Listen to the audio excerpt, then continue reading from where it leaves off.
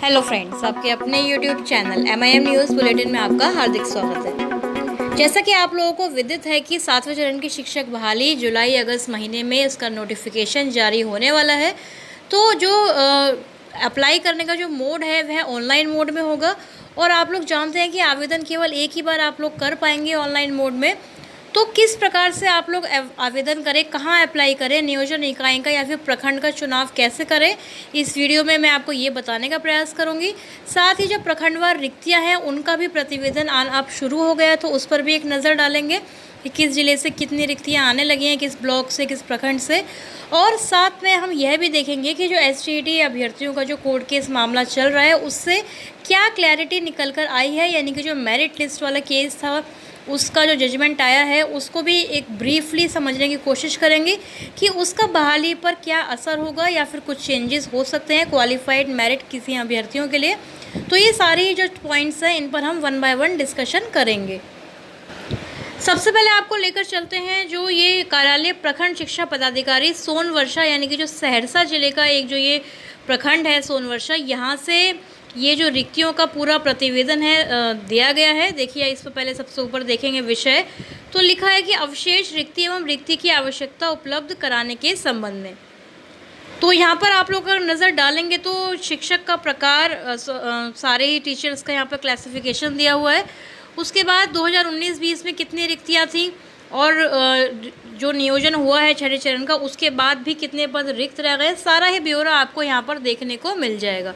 तो एक चीज़ यहाँ पर हम क्लियर कर सकते हैं, देखिए हर विषयवार यहाँ पे दिया हुआ है, हिंदी, अंग्रेजी, क्योंकि जानते ही होंगे कि 1 to 5 में तो बेसिक ग्रेड होता है, लेकिन 6 to 8 के लिए आपको अलग अलग विषय के लिए अप्लाई करना होता है। तो उस हिसाब से यहाँ पर अलग अलग सब्जेक्ट के हिसाब से आपकी जो कैटेगरी है, जो रिक्तियां हैं वो दिया हुआ है। लेकिन आपको एक चीज़ का ध्यान रखना है, जैसा कि ये प्रतिवेदन दिया गया है तो उस तरह से जब आप अप्लाई करेंगे तो आपको अपनी कैटेगरी के अकॉर्डिंग यहाँ पर देखना होगा, यानी कि आपकी जो भी जाति आप जनरल कैटेगरी में फॉल करते हैं, SC ST मेल फीमेल हैं क्या हैं, तो उस हिसाब से पूरा जो ब्यौरा है आपके सामने होगा जब आप ऑनलाइन मोड में अप्लाई करने जाएंगे।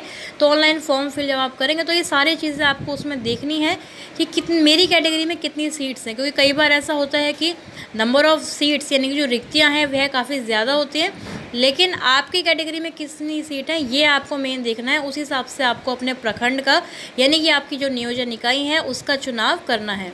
ऐसा भी हमने देखा था छठे चरण में कि जैसे कि अगर किसी विषय, जैसे इंग्लिश की ही बात कर लें, तो अगर किसी प्रखंड में या फिर किसी खास नियोजन इकाई में अगर वहाँ पर बहुत ज़्यादा रिक्तियाँ हैं तो वहाँ पर जो आवेदनों की संख्या है, जो अप्लाई करने वाले फॉर्म्स हैं, जो कैंडिडेट्स होते हैं, अभ्यर्थी होते हैं, वह भी बहुत ज़्यादा बड़ी संख्या में होते हैं। क्योंकि अक्सर हमें लगता है कि यहाँ पर ज़्यादा रिक्तियाँ हैं तो हमारा चांस यहाँ पर सबसे ज़्यादा होगा, लेकिन यही सोच हर अभ्यर्थी की होती है। तो इसलिए जहाँ पर बहुत ज़्यादा रिक्तियाँ हैं और आपको लगता है जैसे कि वो प्रखंड या फिर वो ज़िला जो है काफ़ी फेमस है, या फिर काफ़ी हर अभ्यर्थी चाहता है कि वहीं पर मेरे को नियोजन हो जाए, वहीं मेरी बहाली हो जाए, जैसे पटना की बात करें, मुजफ्फरपुर की बात करें, तो जो बड़े बड़े ज़िले हैं और उनकी जो चर्चित जो जगह है नियोजन इकाइयाँ, जो यहाँ पर मतलब पूरा हर चीज़ की सुविधा रहेगी, नगर में भी आपको चाहिए स्कूल, तो इसलिए अगर आपको लगता है कि यहाँ पर कंपटीशन ज़्यादा होगा, हर अभ्यर्थी वहीं जाना चाहेगा, तो आपको उस जगह का चुनाव करने से बचना चाहिए। क्योंकि वहाँ पर अगर आवेदन जो रिक्तियाँ हैं वह भी ज़्यादा है, वह जो जगह है वह भी ऐसी है कि सब कोई वहीं पर जाकर जॉब करना चाहते हैं, तो इन चीज़ों से हमें बचना चाहिए। हम ऐसी जगह अप्लाई करें यदि हमारा चाहे मेरिट पर बहाली हो या एकेडमिक पर हो या STET मार्क्स पर हो, जिस भी बेस पर बहाली होगी, तो आपको देखना चाहिए कि आपका जो मेरिट बनेगा वह क्या सेटिस्फैक्टरी है या नहीं। अगर आपको लगता है, बिल्कुल आप श्योर हैं कि नहीं मेरा तो 80% 90% मेरिट बनने ही वाली है, तो मैं तो जिस भी जगह अप्लाई करूं तो मैं सेफ़ रहूँगा या रहूँगी, तो ही आप उस जगह को चुनेंगे। तो प्रखंडवार रिक्तियाँ देखिए नज़र आ रही होंगी आपको। सहरसा ज़िले की ये जो प्रखंड है सोनवर्षा, इसकी सबसे पहले, उसके बाद दूसरी जगह की भी बात कर लेते हैं जो रिक्तियाँ सामने आई हैं। एक अन्य प्रखंड के देख लेते हैं, सलखुआ का भी देखिए यहाँ पर दिया हुआ है, सामान्य शिक्षक, उर्दू शिक्षक, क्योंकि सामान्य शिक्षक जो 1 to 5 के बेसिक ग्रेड के शिक्षक हैं उनको कहा जाता है। तो देख लीजिए आपकी 17 यहाँ पर कुल रिक्तियाँ थी और 13 जो अभ्यर्थियों का चयन हो चुका है, अभी 4 शेष रह गई हैं। लेकिन यहाँ पर इन्होंने जो है जातिवार यानी कि कैटेगरी वाइज जो है यहाँ पर रिक्तियाँ नहीं बताई हैं। तो जब आपकी अधिसूचना जारी होगी, जब आपके लिए ऑनलाइन एप्लीकेशन फॉर्म आएगा, तो उसमें सारी ही चीज़ें मेंशन रहेंगी। आपकी कैटेगरी के हिसाब से आप 1 to 5 के शिक्षक बन रहे हैं या 6 to 8 के बन रहे हैं, तो सब्जेक्ट वाइज भी आपको अपनी कैटेगरी वाइज सारी चीज़ें देखते हुए फॉर्म फिल करना होगा। अपनी जो नियोजन इकाई है, जो प्रखंड है, उसको आपको चुनना है उसी के अकॉर्डिंग। तो यहाँ पर भी आप देख पा रहे होंगे, इसी प्रकार से रिक्तियाँ आपको जब आप आवेदन करेंगे तो देखने को मिलेंगी। बस फ़र्क यही होगा कि कैटेगरी भी वहाँ पर मेंशन आपको मिलेगी। तो सारे ही सब्जेक्ट्स देखिए, गणित, विज्ञान, हिंदी, अंग्रेज़ी, संस्कृत, उर्दू, सभी की रिक्तियाँ दी गई हैं यहाँ पर इस प्रखंड में। सलखुआ प्रखंड में कितनी कितनी रिक्तियाँ हैं, और इस चीज़ का खास ख्याल रखा गया है कि शिक्षक छात्र जो अनुपात है उसको ठीक करने की जो कोशिश है 7वें चरण में की जाएगी। तो उस हिसाब से कितने शिक्षकों की ज़रूरत है, तो यहाँ पर वो आंकड़ा भी दिया है। 3 अभ्यर्थी कम लगभग 200 अभ्यर्थी जो हैं इस प्रखंड में देखिए चाहिए इनको शिक्षक छात्र अनुपात को बिल्कुल ठीक करने के लिए। तो ये इस तरह के जो है अब आपको फॉर्मेट जो है देखने को मिलेंगे हर ज़िले से, क्योंकि अभी ये रिक्तियों का जो पूरा कैलकुलेशन है वह जारी है, क्योंकि प्रारंभिक की जो बहाली है वह पहले होनी है, अधिसूचना उसके पहले आएगी। तो माध्यमिक और उच्च माध्यमिक की थोड़ी डिले हो सकती है सितंबर अक्टूबर तक, लेकिन जुलाई अगस्त में प्रारंभिक का जो नोटिफिकेशन है आपको देखने को मिल सकता है। अब STET कोड के इस जजमेंट की बात भी कर लेते हैं, जो अभ्यर्थियों में कन्फ्यूज़न है या फिर कई अभ्यर्थी कमेंट सेक्शन में पूछ भी रहे थे।